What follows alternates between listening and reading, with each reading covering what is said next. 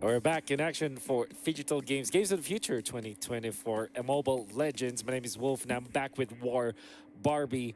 Um, we saw in the, we saw that we will be casting the Fireflux versus Burning Splash series, and we've already talked about some of the stuff. And I think that the last topic that we were on was when we were talking about the Ruby, and I really wanted to ask you your opinions about that hero.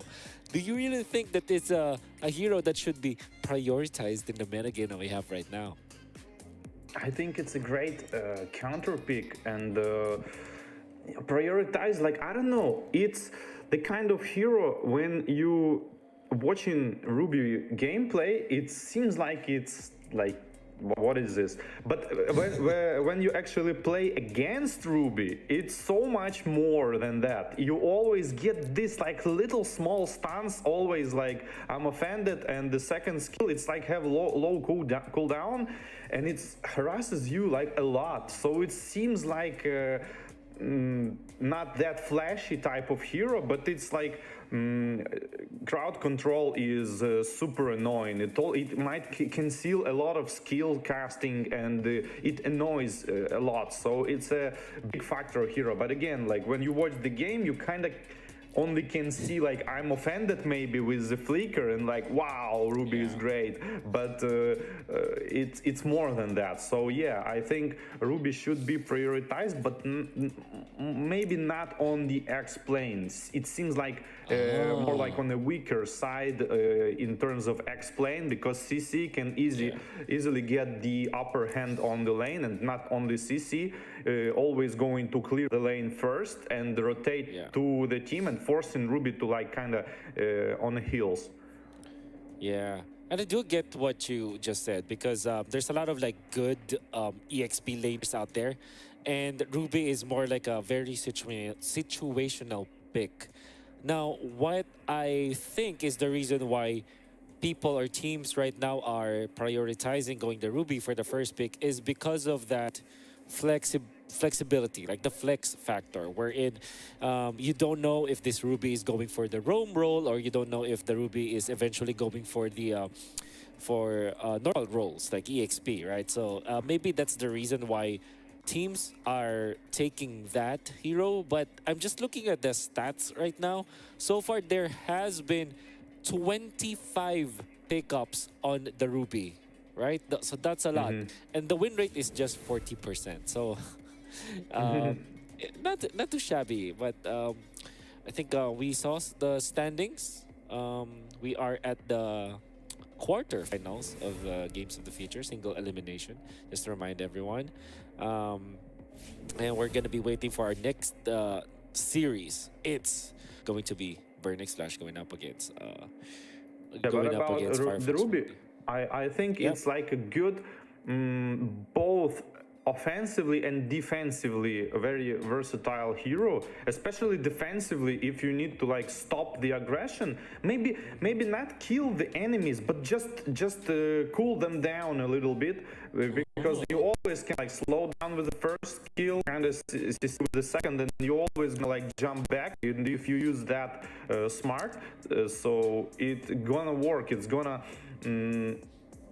enemy gonna have less aggression on you, and you gonna kind of hold to the mid-game stage like for 6-7 minutes, and then Ruby can become a like initiator more like and help their team. So in my eyes, Ruby is the kind of hero who can help versus aggressive start to kind of start slow start if you want to like farm a couple of items, and only then start to like really kill the enemy and get the upper hand. So I think that's why Ruby has this kind of priority. It's either banned or picked. Yeah. Okay, I do understand what you're trying to say. Maybe we're gonna talk about that later. For now, let's look at the screen and talk about Flux, the team that will be facing Burnix Flash. That's Rosa, Alien, Sunshine, Apex, 47, and TNZ. You know, I believe that I have a personal bias to this team, not because I am from the region or because I like the people out there, but overall, the growth of this team ever since we saw them during M4, then eventually now in M5 and then during MSC, really good stuff that you're seeing from that team. All right, so before we talk more about the team, let's look at the stats now. Most picks, as we mentioned, it's Ruby and Claude. Ruby with 25, but most banned hero still is the Joy. Do you think that Nolan and Joy are just two very strong heroes in the jungle role? I think Joy is insanely strong, and Nolan. I think Nolan can be given and kind of countered, at least tried by some crowd control, because he don't have his Purify anymore on Matilda as well. And the Arlot, I think we saw sometimes teams picking Arlot, and he's insanely good. So yeah, sometimes people, it depends on the player's skill on a particular hero. Yeah.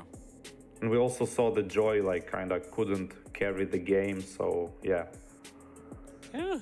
I think the what I really like about both Nolan and Joy is that it's like they're heroes that kind of turn the jungle into a carry, right? So you need a lot of attention, you need a lot of farm, which means that you have to be careful now what your side lanes will be. Your side lanes should be very strong. For example, if you go for a Nolan that needs a lot of farm or a Joy that needs a lot of farm, your gold lane should be a little bit independent, like Brody, right? Or maybe Bruno at a certain point. You don't go for heroes that are farm dependent like Claude and Ixia, because if you go Joy and Claude, now it's difficult to find the farm because both of you are just, getting the farm off of each other. So that's an interesting dynamic that I saw the teams actually use and follow in the meta game that we have right now. Apart from that, apart from the Joy, I was actually surprised that Claude is the priority. Any thoughts on that hero? Why it is all of a sudden the priority now? Because if you look back at the M5, Claude is getting picked up, but it's not like the top priority. You have Brody, Bruno, the priority in that lane. But yeah, right now in games of the future, why do you think the Claude is the focus now for the teams? Thanks. That's a good question. I really think it's in terms of the hero, it's how hard to get full potential of the hero. Like if we take Brody or Bruno, it's pretty easy. I mean, there are some tricky stuff which you can do, like with on a Bruno, for example, with the second skill, like ball juggling, double ball, and the ultimate as well need to be timed. But it's a part of that, it's more like spamming double ball and getting like insane amount of damage. So it's pretty easy to get full potential on a Bruno. If we take Claude, it's absolutely different story. It's so hard to get full potential on this hero. I personally compare this hero to like Fanny or Lancelot in terms of like how hard to understand the fight and where to go and where to not to go, when and where.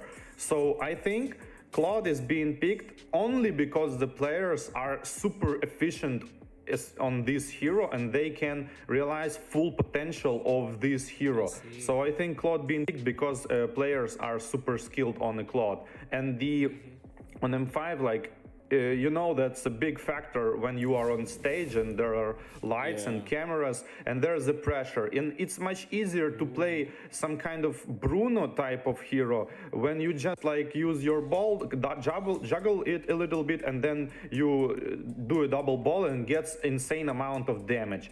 And if you Claude, if you try to stack 5 stacks and go basic attack, it's not gonna work. Like when you don't have items, it's not gonna work. So when your brain is kind of overheated and you get all of this pressure, it's much easier to play this, let's say, roughly like easier type of heroes. So, and the players are evolving, and we can see these kind of picks like Lancelot on the stage. I mean, for comparison, Lancelot and Fanny, they are really, really strong and good heroes, but how often you can see them being picked? It's not about, what do you think? Because I think it's not about the hero being bad. It's more like the player cannot use fully this hero because it's so hard. Okay.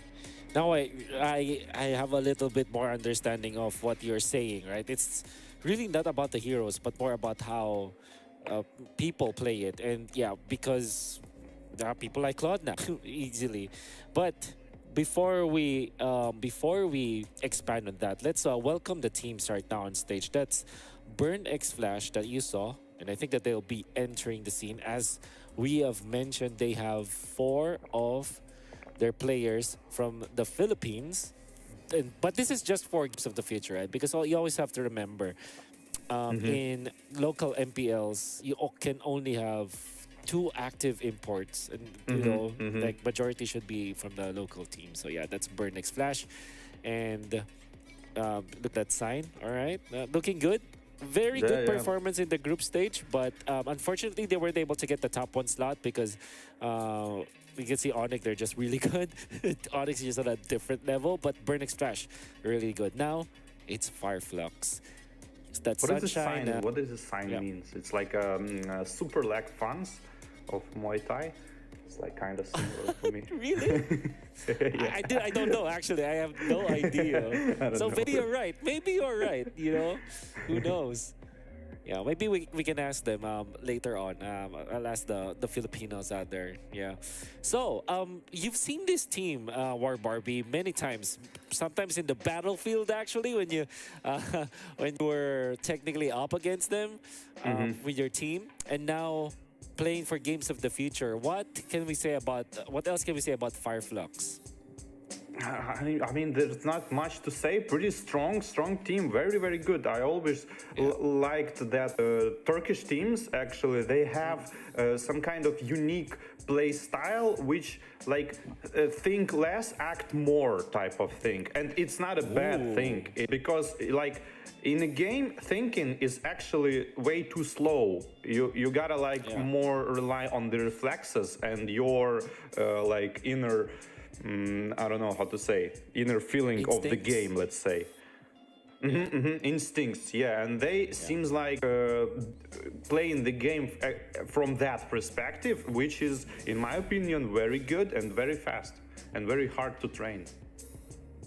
Yeah, I think for Fireflux, when you said that they have their unique play style, I think surely we can like relate them to when they were playing the Estes or the healing or the support kind of lineup when back in the days. But I think that they've developed that kind of playstyle already. It's not no longer the same. It's like you said, act more, think less kind of strategy. Wherein now they're taking advantage of their highly mechanical players. For example, Tienzi is improving a lot when it comes to his mechanics, and he's now a very scary player. And also, obviously, Rosa. Rosa has always been one of my favorite players after seeing him play during M4.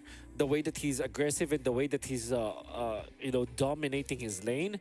And I think that now with this playstyle coming out on Fireflux, we can feel that they are taking full advantage of their mechanical skill. Now, when we compare them together, this is the part where you can make your predictions already, right, War Barbie? Because for me, I think that Fireflux has a little bit more advantages because of their chemistry and the way that they're playing. Obviously, Burnix Flash is a very strong team, but I think that in this particular matchup, Fireflux might be the team that can win it. But how about you? What do you think will be the matchup here? It's a good question. I think the Fireflux have the let's put it this way, similar and predictable play style, but it doesn't mean it's easy to counter. Like, it's easy to understand what your enemy going to do, but if you are in a game actually up against this kind of players, the tempo, the volume, the pressure they do on you, it's kind of a lot for you. Even though you knew this going to happen, it's still nothing changes that you knew that. So this is kind of that kind of matchup, in my opinion. Burn can like adopt, I think, different play styles, but it's better to have like maybe one super effective weapon instead of like a lot of like medium effective weapons, because you're still gonna win with the super effective one, even though it's only one. So I think it's kind of this thing, how good Burn could adapt to the Fireflux play style, I think. But on a different perspective, I saw them playing like latest digital games, I guess, from this. There was a meta, you remember, like Angela and Uranus like skipping the lane, and like insane sustainability meta. And if I'm not mistaken, they were playing this kind of thing with the carry, and it was good. So it was kind of different play style, and they performed good with it. So it's really, really hard to judge. It's I think it's the type of matchup when if all things is going to be as we expected from the team, I guess Fireflags have the upper hand in this one. Yeah. Well, we don't have to wait any longer, War Barbie, because now we have the draft for game number 1 of Burnix Flash going up against Flux Esports. Already the Novaria being banned out, a very strong hero, and Rosa, a player that can actually really play this kind of hero, your poke kind of mages. He excels in that. Like, remember when he was playing all those Farsa, those Eves. Right now he's playing for... playing like this role wherein he's like sitting back and exciting stuff, and so I think the Novaria just is such a good ban. But apart from that, any other heroes that you should be banning out against Fireflux Esports? No, I think you just ban heroes which is uncomfortable just for you, against you. It's not like you should ban some certain player who plays some kind of hero. You just need to ban the hero itself, which is uncomfortable and might be picked, because Fireflies has such wide variety of hero pool. So it's I think it's trying to ban one of the players, it's unnecessary. Okay. Yeah, understandable. Or the Faramis is going to be there. Look at Burnix Flash just banning out all of those Rosa heroes. Just shut down the main player from Fireflux Esports. Like I said, the uncomfortable heroes, at least, you know, in the perspective of Burnix Flash, they will be uncomfortable when they face up against both the Fire and the Faramis. So that's what they're going to be banning out. Do you think that Assassins will be opened up in this game? And if so, who's going to take who? Who's going to take the Joy? Who's going to take Nolan? I think Firefly's gonna take the Joy, but the first pick is in Burnix Flash, so they might try to go with like Ruby and give the Joy. I don't know, but it's still a good idea. On Brass being banned, by the way, kind of unexpected. Yeah. Well, I think that they really want to secure the Assassins now just because of that. Because of that ban, I think that's really what we can expect. So, and it's like now it's Ruby, Arlot, and the Joy are open, so it's like 3 heroes. They can give Joy. I mean, they can give